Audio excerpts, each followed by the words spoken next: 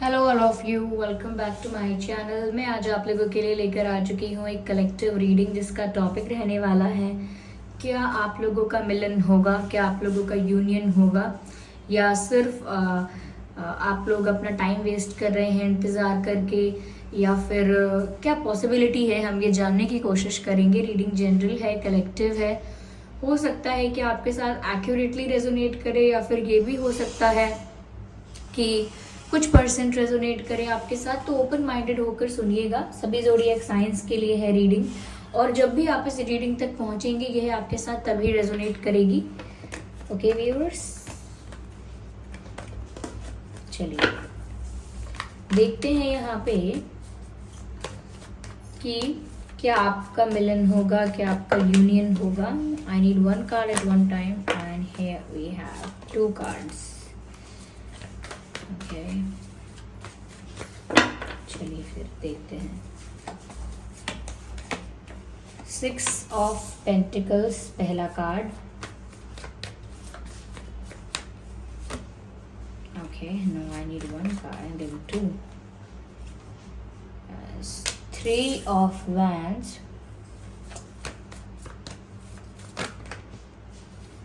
क्या है? 2 of pentacles.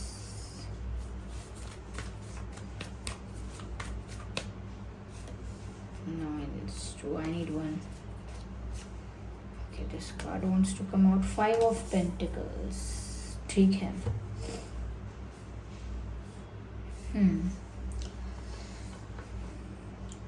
तो क्या आप लोगों का मिलन होगा?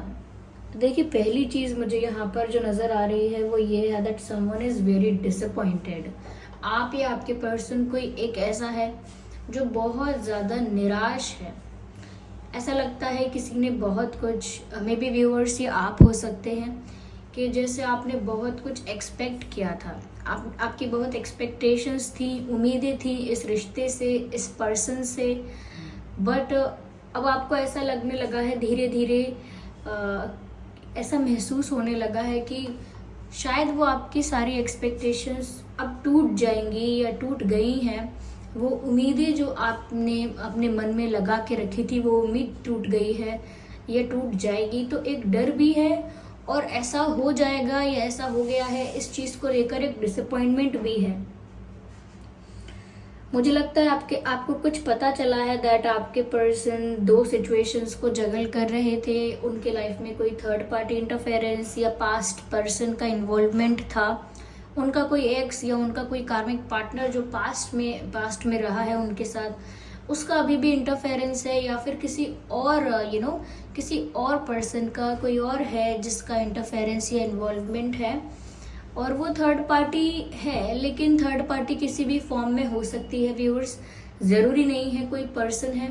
फैमिली, करियर, फाइनेंसेस, कुछ और भी हो सकता है। लेकिन हाँ, यहाँ पर आपको कुछ ऐसा पता चला है कि इनका जो अटेंशन है वो पूरा आप पर नहीं है। वो 2 सिचुएशंस के बीच में जगल कर रहे थे एंड आप सिर्फ इंतज़ार करते रह गए।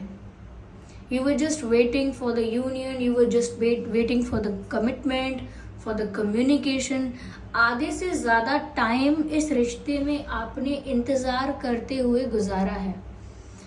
ऐसा लगता है कि ज़्यादा से ज़्यादा समय आप सिर्फ इंतज़ार ही कर रहे थे कि अब ये होगा, कब मुझे कमिटमेंट मिलेगा, कब ये मुझे कन्फेस करेंगे, कब ये मुझसे कम्युनिकेट करेंगे। And it kept on waiting. Like ऐसा हुआ ही नहीं कि इसमें से कुछ आपको जो आपने एक्सपेक्ट किया कुछ मिल गया। तो इंतज़ार आप करते रहे, और यहाँ पर व्यूअर्स बहुत ज़्यादा कमी थी प्रॉपर गिव एंड टेक की। ऐसा लगता है कि कोई एक ही व्यक्ति ज़्यादा ही एफर्ट्स ले रहा है, कोई एक ही व्यक्ति ज़्यादा ही इस कनेक्शन को मेंटेन करने की कोशिश कर रहा है, और आई शुड से प्रोटेक्ट करने की, मेंटेन करने की कोशिश कर रहा है कोई एक ही व्यक्ति कि कैसे भी ये रिश्ता बना रहे, कैसे भी ये रिश्ता मेंटेन रहे, इसकी कोशिश कर रहा है।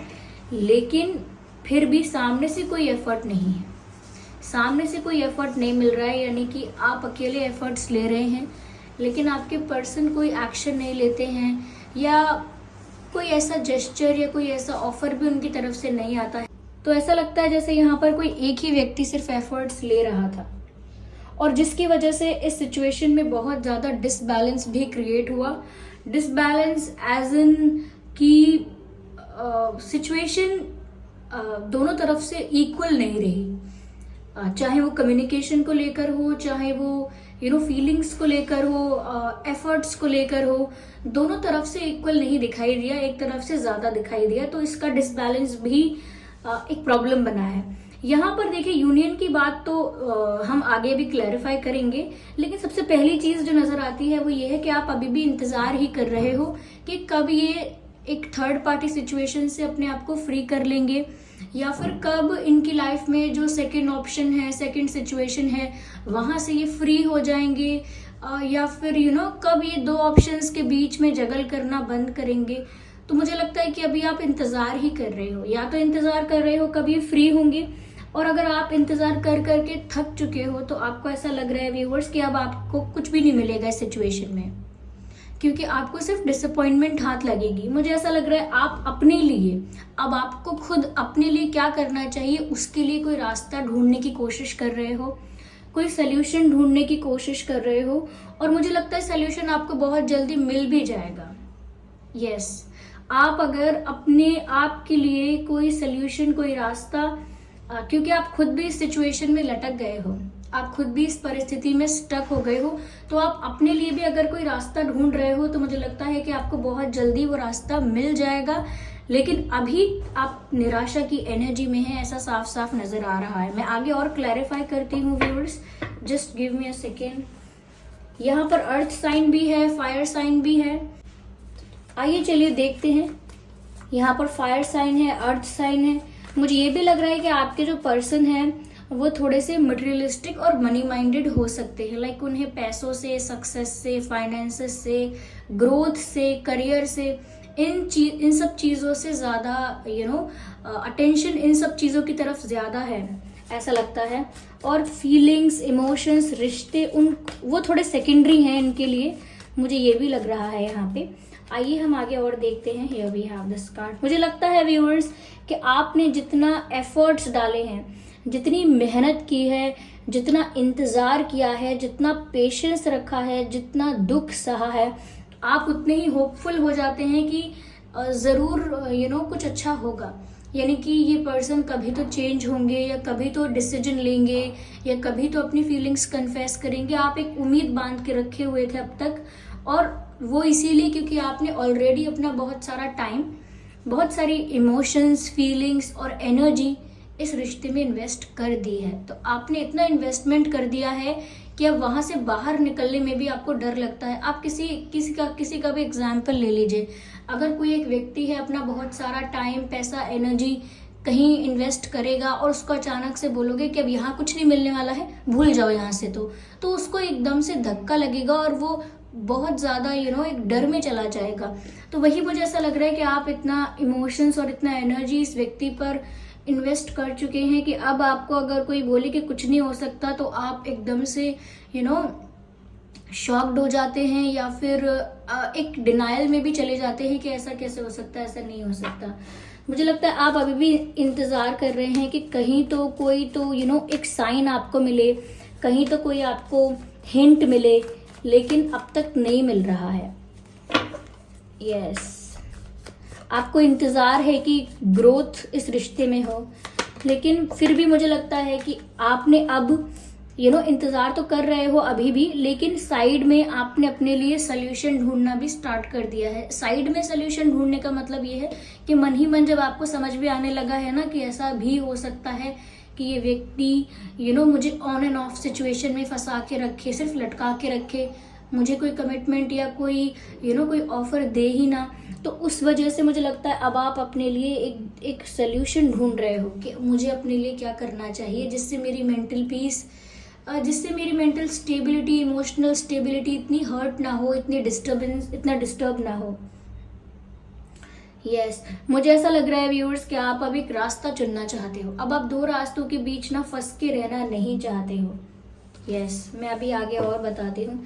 मुझे यूनियन यहाँ पर ऐसा लगता है व्यूअर्स कि जब आप इंटरेस्टेड नहीं रहेंगे या आप एक दूसरा डायरेक्शन चुन लेंगे, मुझे लगता है तब शायद कुछ होगा, लेकिन यस मुझे ऐसा ही लग रहा है जब आप एक डायरेक्शन चुन लेंगे अपने लिए और एक डिसीजन ले लेंगे, मुझे लगता है इस सिचुएशन में वही आपकी जीत होगी।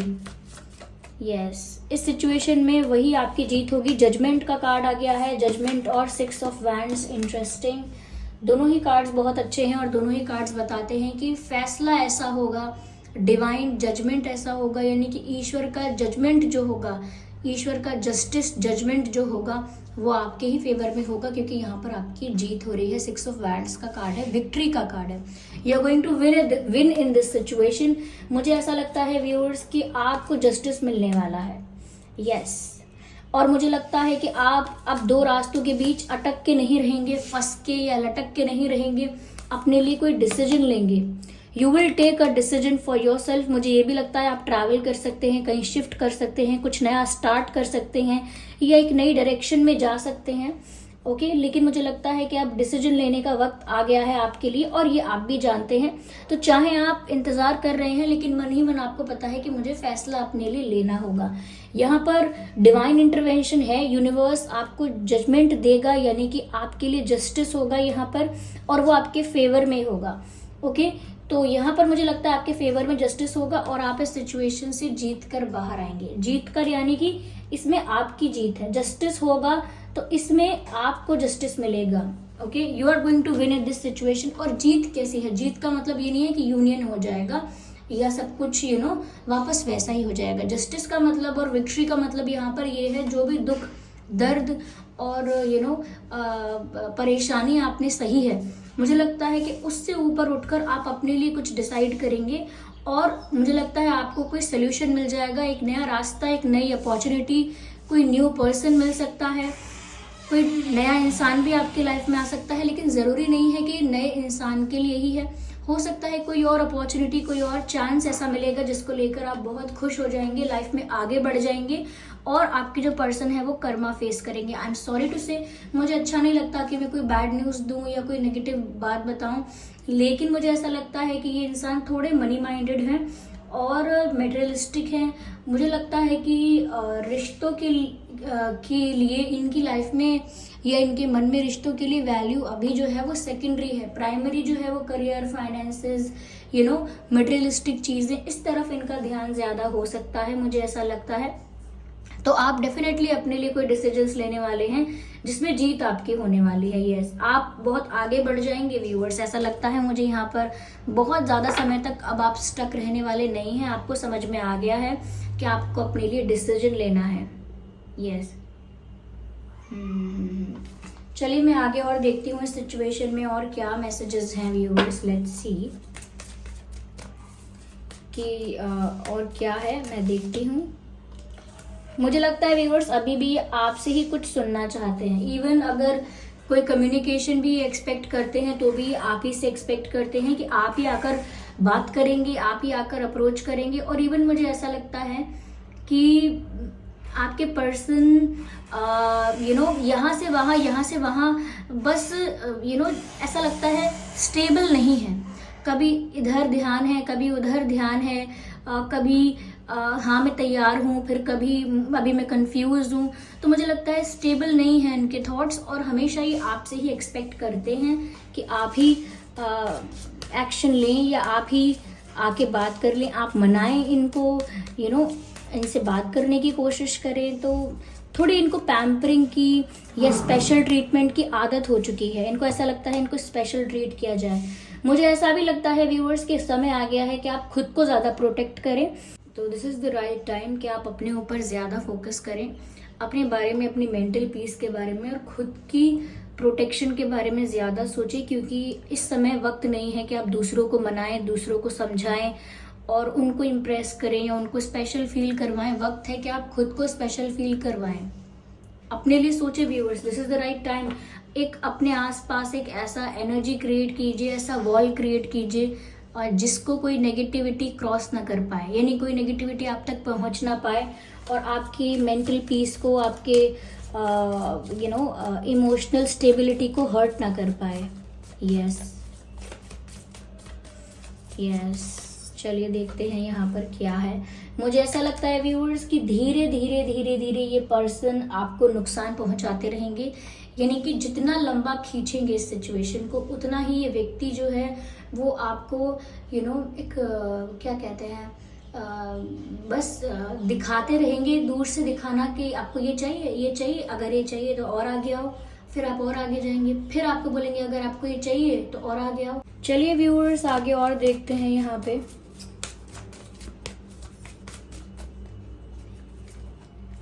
मुझे लगता है आपको एक पक्षी की तरह आज़ाद होने की ज़रूरत है व्यूअर्स। ये सिचुएशन आपके लिए ज़्यादा कुछ होल्ड नहीं करती है।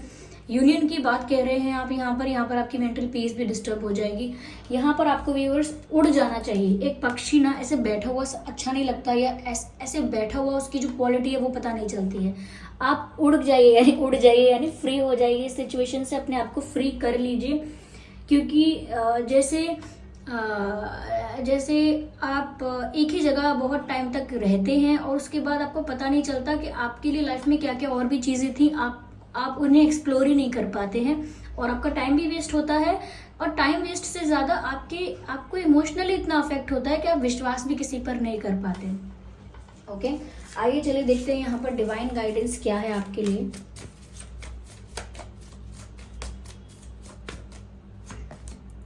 It's up to you. फिर भी यहाँ पर यही मैसेज है कि ये फैसला सिर्फ आपका ही होगा और आपका ही होना चाहिए कि एट द एंड आप चाहते क्या हैं।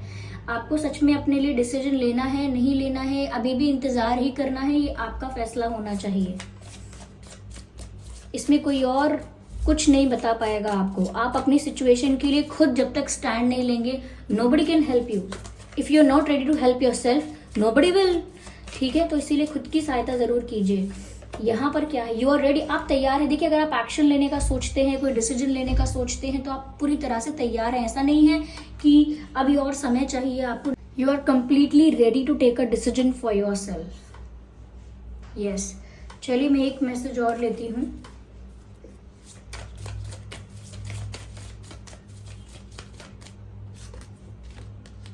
यस, मुझे लगता है your friends can help you. आपका कोई फ्रेंड सर्कल है, आप वहाँ ज़्यादा टाइम इन्वेस्ट कीजिए या अपना ध्यान, अपना अटेंशन कहीं और लगाइए। आपका जो फोकस है वो अभी इस कनेक्शन पर ज़्यादा है, या कनेक्शन की हालत क्या है उस पर ज़्यादा है। आपको अपना फोकस थोड़ा शिफ्ट करना है। And there are people who can help you.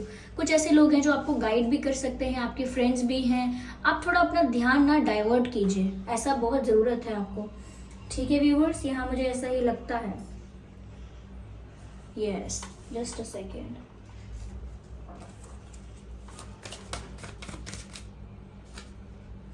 Yes, देखिए, you can see a flying bird in this picture. इनके हाथ से ये पक्षी उड़ चुका है।